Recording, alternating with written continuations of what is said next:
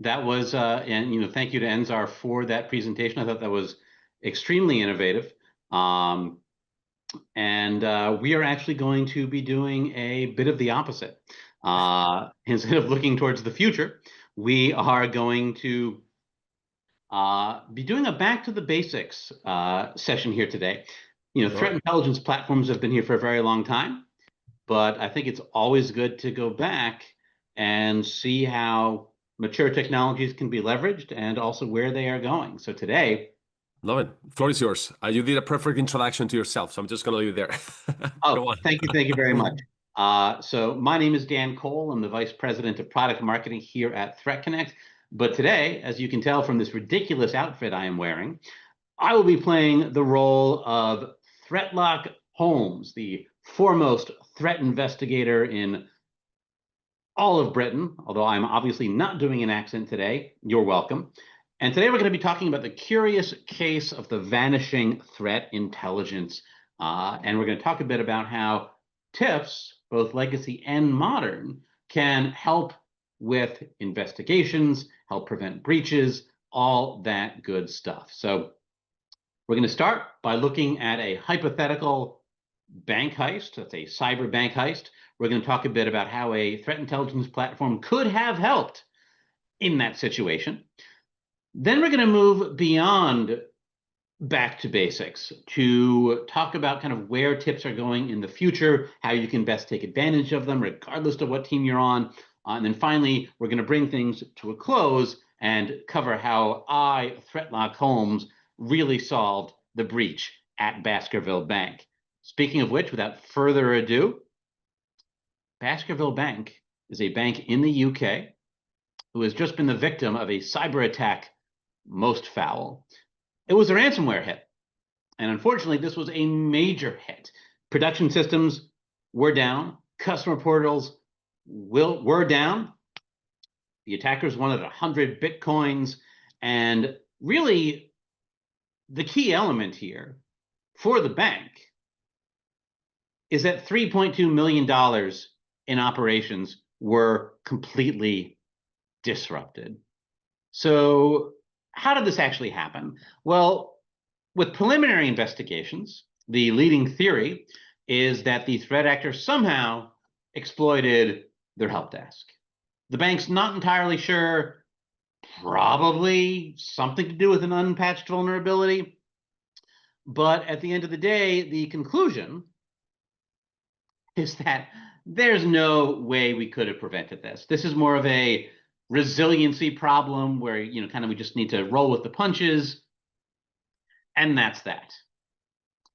But let's rewind time a bit and let's take a look at ThreatLock Holmes and how he might bring in his threat intelligence platform to solve the case. And what actually happened was that the attack began with a phishing spoof by one of Baskerville's partners, and the domain itself was already reported. The phishing domain was reported in different feeds days prior. And the team was correct. It was an exploited vulnerability. It was exploited by a plugin, and the techniques used cleanly mapped to Midnight Jackal, who is known to exploit financial sector actors and has been relatively active recently in the UK and Western Europe. And of course, the entire team at the bank is basically saying, well, brilliant, Holmes. How did you solve the case? And loving to show how brilliant he is, Holmes, of course, will now go in to how this actually was done. Now, if Baskerville Bank had had a tip, that domain, which showed up 3 days early, could have raised alarms. If they had noticed the TTPs, the actor's behavior could have been recognized and stopped. The plugin could have been patched, and the clues could have been connected. So let's actually start, as promised, with back to basics. What the heck does a tip actually do? You'll see lots of vendor pitches, you'll see lots of white papers, but put very simply, the job of a tip is to aggregate data, analyze it, and take action. So let's break those down one by one. When we talk about aggregating data, We're talking about bringing in what we might consider lower fidelity, non-standardized intelligence from multiple sources. So if you've got 60 open source feeds, they're all going to be in different formats. They're all going to have different pieces of the puzzle. You might want to combine them with different paid feeds, as well as maybe even your own internal collection, government bulletins, etc. All of those feeds get standardized and put in a centralized, unified threat library. So the way, one feed refers to a threat actor is going to be the same way that another feed refers to it. Date scene is going to be in the exact same format. Everything is standardized. Once it's in there, that intelligence can now be analyzed for relevancy. Is this relevant to my tech stack, my industry, the particular time of year? And then once that relevancy determination is made, it goes downstream to the action step, which in the case of machine readable technical indicators could be something like a SIM alert. Or if it's something like a human produced strategic report, it might go to the higher ups, might even go to executives to inform things like specific action or additional investments. So when we take that sort of aggregate, analyze, act paradigm for TIPS, we see that it very well maps to what we call the evolved threat intelligence lifecycle. Now, of course, the intelligence lifecycle has been here for decades. It originally comes from the military. But when we talk about the evolved threat intelligence lifecycle, what we've done here is we've broken out the production of intelligence, which is really the focus of the classic Intel cycle, and we have added a consumption element. So who are the actual stakeholders of the intelligence? Is it a red team, a hunt team, an executive? Those are really the customers of the intelligence. And part of the job of a TIP, in terms of aggregating and analyzing and acting all of this, is to enable the full end-to-end cycle, including the all-important feedback step, which is going to help drive things like continuous improvement. So let's go back to Baskerville Bank and talk about how things looked with and without a TIP. So let's start with the aggregation step. Now, without a TIP, a team is generally relying potentially on a single feed, especially if we're talking about a well-curated paid feed. However, there are going to be many areas where they might be relying on multiple feeds, but because there's no standardization, they're going to have to pivot between all those different sources. And so the challenge there, if they are using different sources, there's no way to compare the relevancy or the freshness of those feeds, which we'll talk about in a bit. And so all of this, the idea of only having one feed or having multiple disconnected feeds is that things can go off the rails because it becomes much harder to actually put together the different pieces of the puzzle that each of these feeds might have. So, one feed might be great for financial services attacks. The other might be great for a specific type of exploits. Each one has a different clue that needs to be pieced together. Now, with a TIP, all of those feeds get aggregated and correlated into one single place. So if you've got a threat actor targeting the financial sector and they've got certain TTPs and indicators tied to them, all of that can be seen in one place. So there's no flip-flopping between different feeds, different threat actor names, different levels of timeliness, etc. Additionally, the TIP is going to help teams answer questions about the quality of those feeds. Not all feeds are created equal. And what I mean by that is based on 4 factors. One is timeliness. Some feeds will see certain types of threats before others. So if the phishing domain in the Baskerville attack showed up in one feed 3 days prior, but in a different feed didn't show up until the day before or even after the attack, well, that first feed is going to help the defense team get ahead of things. 2 is uniqueness. Is there intelligence coming in from one feed that nobody else has? Maybe you have a feed that specifically specializes in rat intelligence. Known goods. Is there a feed that you're bringing in, maybe even a paid feed, that tends to have a higher ratio of false positives to it? And dwell time. When we talk about a feed, we want to make sure that they are also aging out things like indicators that no longer necessarily tie to a particular threat, so you can avoid wild goose chases. So again, one of the benefits of a tip is it helps you make those determinations around those feeds that you are now standardizing. So when we look at the Baskerville attack, ThreatLock Holmes had access to all of these feeds in one place. And so he was able to see that phishing domain 3 days prior. So we can see on the right these examples from a tip where we can do things like rank our feeds by which feeds are bringing in indicators we're actually seeing in our environment. Which of the feeds are bringing in are the most timely? And then as we're driving forward with an investigation, we can select those feeds to focus in on them to actually provide the intelligence we want. Moving on to the aggregation step. What happens if you don't have a tip? One of the key elements is context. So if I get a feed that just says that bad.com is bad, okay. Is it bad because it's a phishing domain, a C2 domain? Did it show up in a CISA threat report 2 years ago? Then there's no link between observed activity and actual threat actor campaigns. So what is actually happening? And if we're seeing a particular threat actor leveraging particular techniques last week, we need to be kept aware of that. And so ultimately investigations stall because all of these different data points are isolated. So you might have one feed that says bad.com is bad because threat actor, and you have another feed that says bad.com is bad because vulnerability exploit.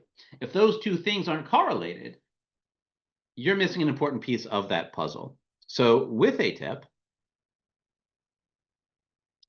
you've got all those feeds correlating all these things.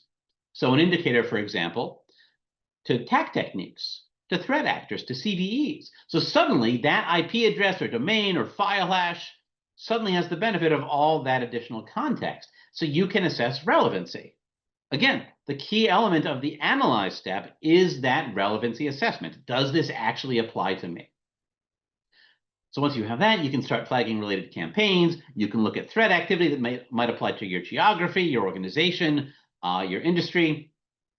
And that lets you focus on adversary behavior, not just technical artifacts like indicators. Again, because the tip is correlating all of that to actual behavior, like things like attack techniques. So what does that look like for Baskerville Bank? Well, thanks to the enrichment that a tip is going to provide, it becomes clear that the phishing domain that ThreatLock saw on that feed is correlated to specific tactics and techniques correlating a vulnerable plugin that this bank happened to actually run. So for example, we might see that he looks at a report that came in that was then correlated to different attack techniques.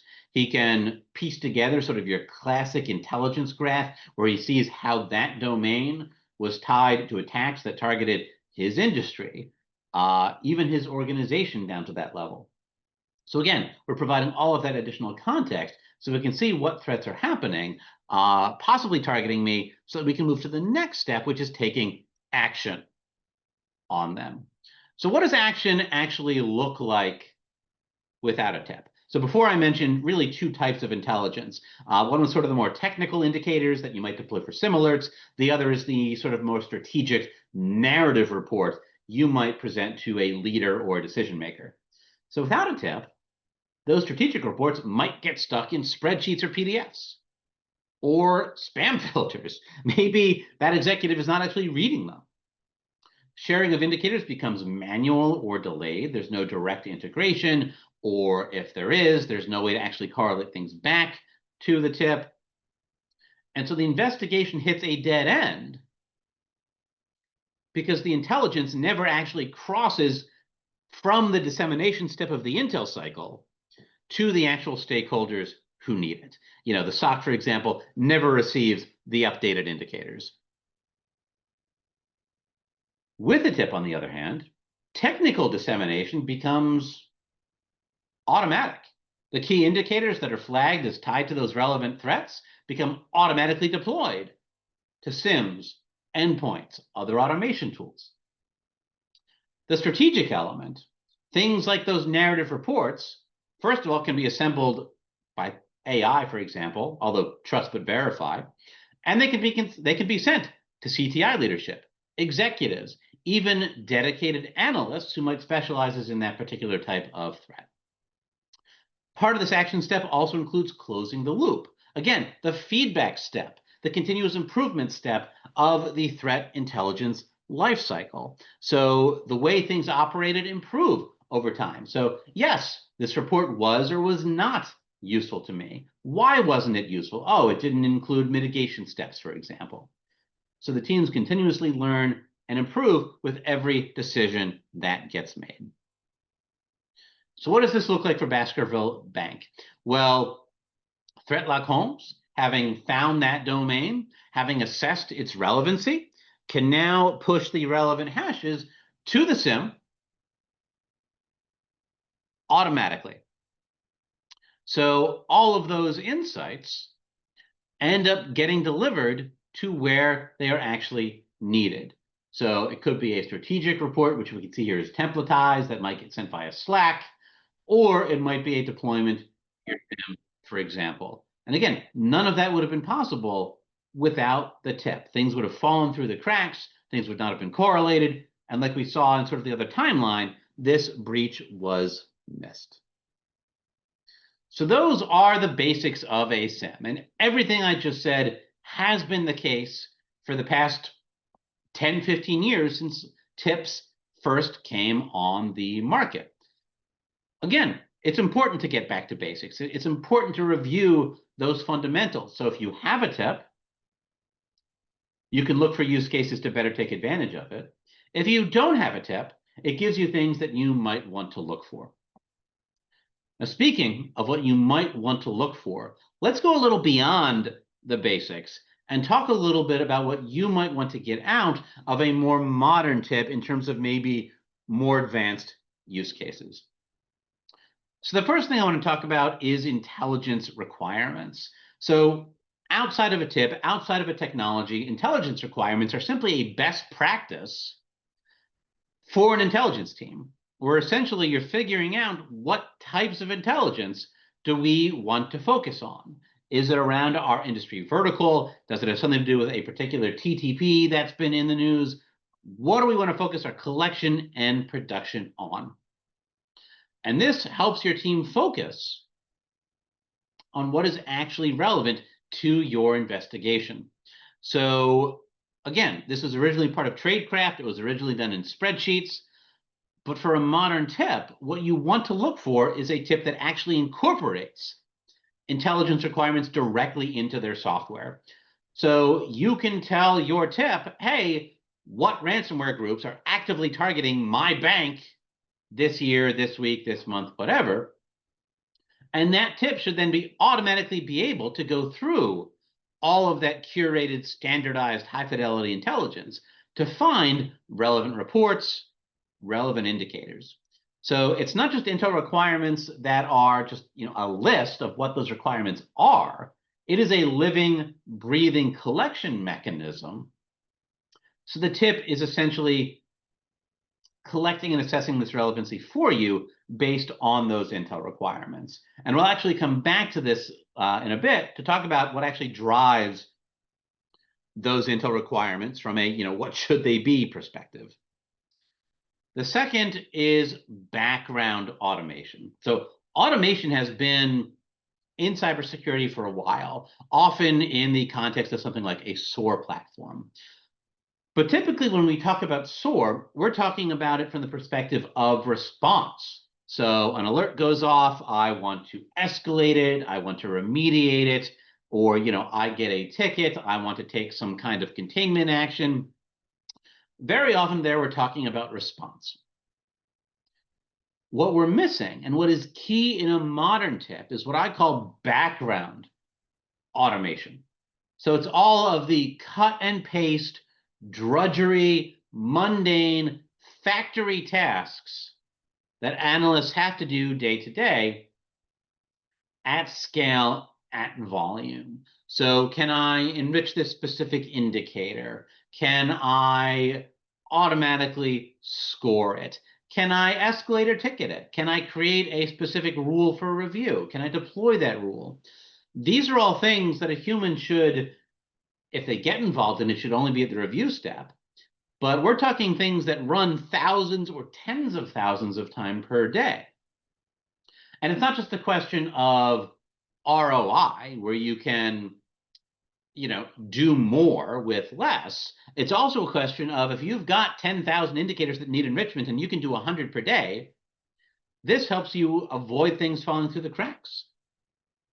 2, it helps you be more efficient. And 3, and my personal favorite, is it lets the human analysts get back to what they are good at. Get back to the sorts of analysis where you can really make an impact, produce intelligence that makes you feel like you matter, versus just being essentially an automaton. So in a tip that does automation, you want to look for things like multi-threading. So if you get a giant dump of 10,000 indicators, you want those enriched, processed, and analyzed in parallel at scale. And that's, again, also where the high volume comes in. 3 is flexibility, which is a very broad term. So our customers have massive tech stacks, dozens of tools that really need to all work in concert and work together. And so it's critical that this automation is flexible. And the final thing I want to talk about is very advanced, but very important, and that's business-aligned threat modeling. So I talked before about Intel requirements. Well, where do Intel requirements come from? Well, ideally, they are being prioritized by the business. And SANS actually, in their latest CTI and SOC surveys, showed that more and more executives and cyber defenders are sitting down to assess priorities. So what does this look like in practice? Well, this is just a snippet of an attack matrix, and this might be how an analyst sees a threat. So we've got different attack techniques, and we're looking at prevalence. So native API leveraged by 8 threat actors. Phishing leveraged by 14 different threat actors. But what the business sees is this. What is the financial risk to this business around these different attack techniques? So maybe phishing is the most prevalent threat that might target us, but we already have excellent phishing controls. The things that phishing targets are just not that financially valuable to the business. But by prioritizing attack based on financial metrics, a modern tip can really help you align your work to what the business actually cares about. And again, that really ties back to that theme of, how do I make sure I'm making an impact and showing that I actually matter? And the final thing is in-your-face dissemination. So how do I actually get this intelligence into the hands of the people that care? So I don't think there's an equivalent product on the market. So I apologize, I have to do a little vendor pitch here. We have a tool called Polarity, which is basically like, it's like Clippy in Microsoft Word, but a bit more advanced. It's an overlay that sits on top of your screen and basically adds context to whatever it is you're looking at. So if you're looking at a particular threat, it will tell you this threat appears in my operational tools, it appears in my tip, and without needing to switch tools, it tells you exactly where this shows up. So, hey, this vulnerability shows up in my Intel feed, it showed up in my SIM, it showed up in my vulnerability scanner. All of that gets consolidated into this one unified search. So again, 3 things to look for in that modern tip. Automation, 4 things. Automation, Intel requirements, business-aligned threat modeling, and in-your-face dissemination so the intel gets to the right people at the right time. So just to close things out, ThreatLock Holmes, and I do apologize for the slowness of the automation. He set proper intel requirements to look for high relevant threats. He focused around key threats to the business. Sorry about that. He automated repetitive tasks, so his keen intellect was free to investigate. He found patterns by aggregating feeds together versus flip-flopping. He contextualized indicators by linking them to things like behavior. And he was able to disseminate that relevant intel via automation and contextual overlays so that responders were able to take proper action. So, are you aggregating intel across all your sources? Do your analysts know what to prioritize? Can you take action inside your existing tools without having to flip-flop? And are all of your teams able to see the same threats in the same way? So that's tip fundamentals. That's how ThreatLock Holmes solved the case. And it's a few things to look for when you are shopping around for a more modern tip solution. Thank you so much, Don. I'm really hoping that this is like a series, like a saga, right, of like different episodes or something like that, because this is so awesome. Really, really appreciate it. And I'm sure our audience agrees with that. We're almost on time, but I can just let you go without asking you one question. I really loved how you talked about aligning the Intel requirements with business, right? I think this is one of the most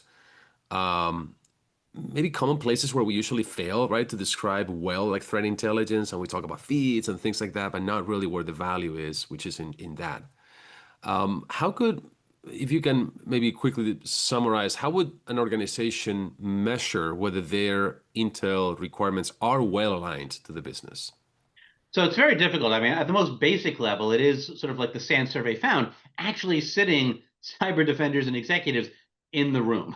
And that helps align things strategically.